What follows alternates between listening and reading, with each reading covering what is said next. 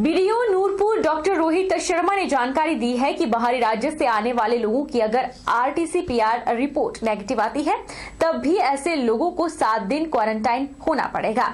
वहीं पंचायती राज प्रतिनिधि आशा वर्कर के साथ मिलकर अपने इलाके में बाहरी राज्यों से आ रहे लोगों की जानकारी इकट्ठा करेंगे और उन्हें होम आइसोलेट करने में भी मदद करेंगे। बीडीओ नूरपुर डॉक्टर रोहित शर्मा ने बताया कि मौजूदा समय में कोरोना वायरस से काफी लोग संक्रमित हो रहे हैं और जिला कांगड़ा में भी काफी लोग इस वायरस की चपेट में हैं। रोहित शर्मा ने बताया कि नए निर्देशों के तहत मंगलवार से बाहरी राज्यों से आने वालों का रजिस्ट्रेशन शुरू कर दिया गया है। उन्होंने बताया कि बाहरी राज्यों से आने वाले लोगों के पास आरटीपीसीआर रिपोर्ट होनी चाहिए, साथ ही उन्हें 7 दिन के लिए क्वारंटाइन होना पड़ेगा। लिहाजा इन्हीं आदेशों की अनुपालना के लिए पंचायती राज प्रतिनिधियों को आशा वर्कर के साथ मिलकर काम करने के निर्देश दिए गए हैं। उन्होंने बताया कि यह सेक्टर ऑफिसर के साथ मिलकर इलाके में हो रही शादियों पर नजर बनाए हुए हैं। उन्होंने लोगों से अपील की है कि शादियों में एसओपी का सख्ती से पालन करें और अन्य बताए गए नियमों का भी पालन किया जाए। जैसा कि आप सभी को पता है, वर्तमान में कोरोना महामारी जो है इसका बहुत ज़्यादा जो है फैलाव हो चुका है। कांगड़ा में बहुत सारे पॉजिटिव केसेस आ रहे हैं, तो इसके चलते जिला प्रशासन ने बार बार समय समय पर अनेक लेटर निकाले हैं, जिससे पंचायती राज प्रतिनिधि जो प्रधान, उप प्रधान, वार्ड मेंबर, बीडीसी, जिला परिषद सदस्य हैं, उनको ये जिम्मेदारी दी गई है कि वो अपने अपने गाँव में, अपने अपने क्षेत्र में कोविड महामारी को रोकने के लिए कदम उठाना सुनिश्चित करें।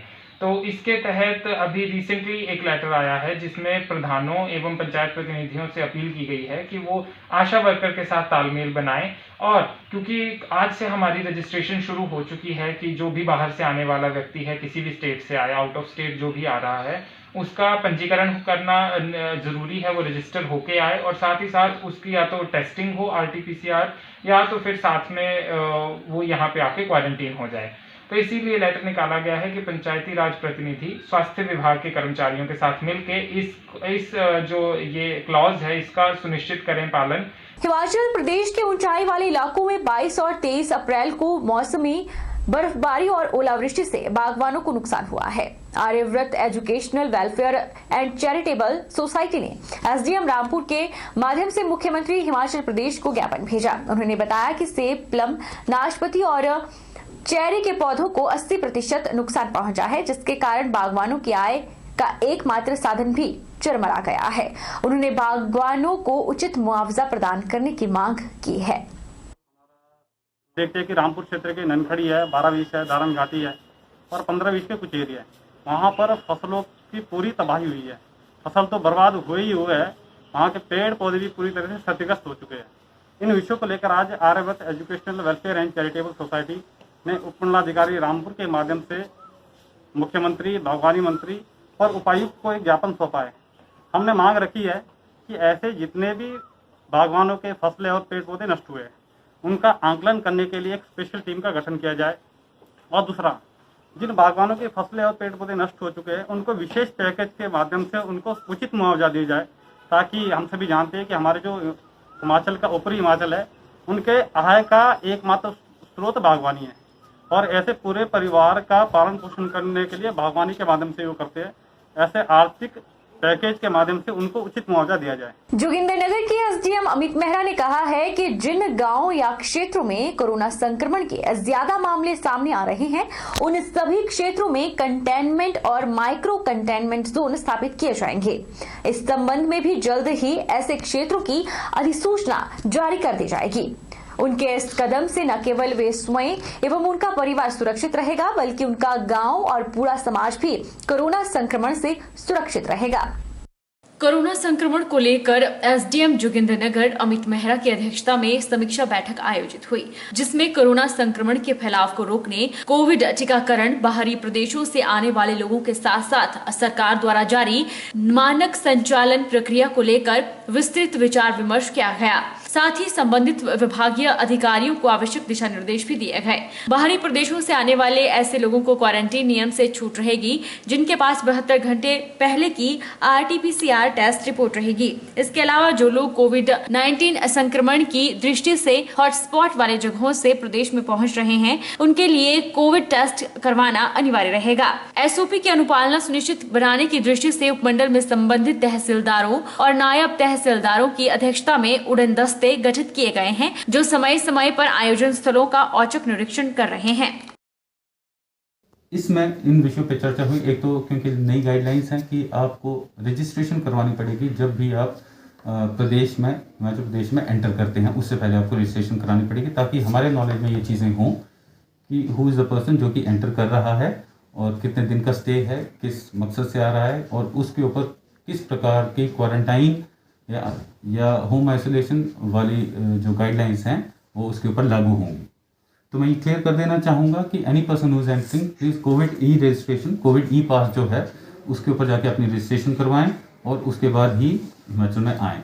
जिसका भी 72 घंटे पहले का RT-PCR टेस्ट है, जिसके पास भी, वो व्यक्ति एग्जेम्प्टेड होगा क्वारंटाइन से, जैसे कि इन गाइडलाइंस में लिखा हुआ है।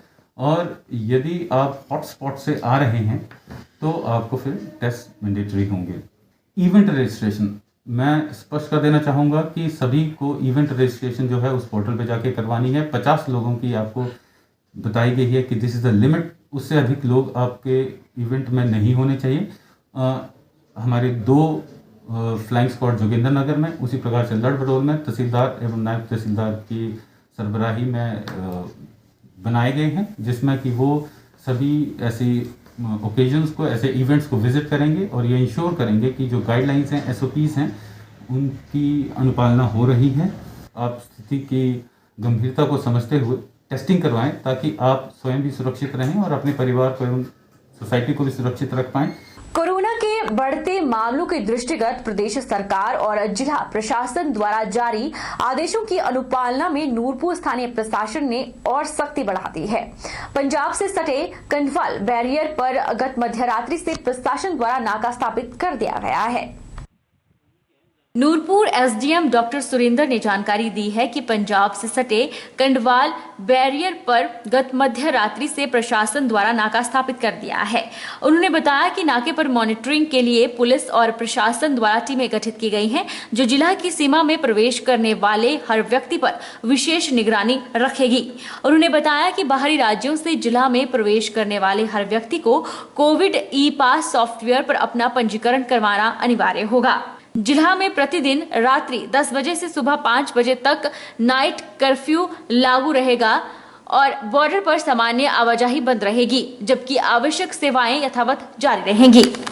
जो एंट्री पॉइंट है कटवाल का, जहाँ से मैक्सिमम हमारा जो है ट्रैफिक रहता है, इसे हमने बंद कर दिया है और यहाँ पर हमने एक नाका स्थापित किया है। जितने भी आने वाले लोग हैं उन सब की जो है हम उनका रिकॉर्ड जो है हम प्रॉपर मेंटेन करेंगे।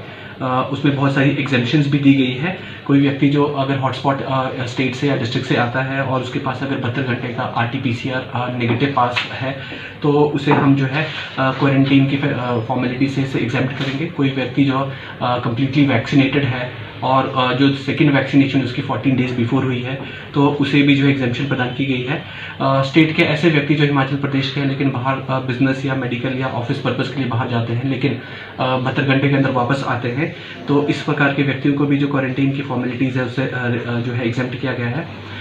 हिमाचल से बाहर के रहने वाले व्यक्ति जो हिमाचल में बिजनेस के सिलसिले में या मेडिकल या ऑफिस पर्पस से आते हैं लेकिन 72 घंटे में वापस जाते हैं, तो ऐसे व्यक्तियों को भी जो एग्जेम्पशन प्रदान की गई है। उसमें कंडीशन यह है कि वो हिमाचल में सोशल डिस्टेंसिंग के जो नॉर्म्स हैं, कोविड का प्रोटोकॉल प्रॉपर्ली फॉलो करेंगे और किसी भी भीड़ भाड़ वाले इलाके में ना जाएंगे, किसी भी फंक्शन में पार्टिसिपेट नहीं करेंगे। पूरे विश्व में जहां कोरोना का नया स्ट्रेन बेहद खतरनाक और जानलेवा है, वहीं भारत में इस वक्त शादियों का दौर भी जारी है। ऐसे में लोग असमंजस में हैं कि कैसे अपने बेटी बेटे की शादियां करें, क्योंकि हाल ही इस वक्त डराने वाला है। इस भयानक स्थिति से निपटने के लिए हिमाचल के मंडी के सैनी परिवार ने एक ऐसी मिसाल पेश की है जिससे न केवल महामारी से खुद बचा जा सकता है बल्कि दूसरों को भी बचाया जा सकता है। कोविड के बढ़ते मामलों को लेकर जहां देश भर में महामारी का प्रकोप बढ़ता जा रहा है और दिन ब दिन स्थिति भयानक होती जा रही है, वहीं हिमाचल प्रदेश के मंडी जिले से संबंध रखने वाले सैनी परिवार ने मिसाल कायम की है। परसराम सैनी और मीरा सैनी ने अपने बेटे प्रांशुल की शादी वर्चुअली अटेंड की। परसराम सैनी का कहना है कि उनके बेटे की शादी 26 अप्रैल को हुई है। उनका बेटा अकेले ही उनकी बहू को लेने के लिए चंडीगढ़ से गुजरात के लिए रवाना हुआ है।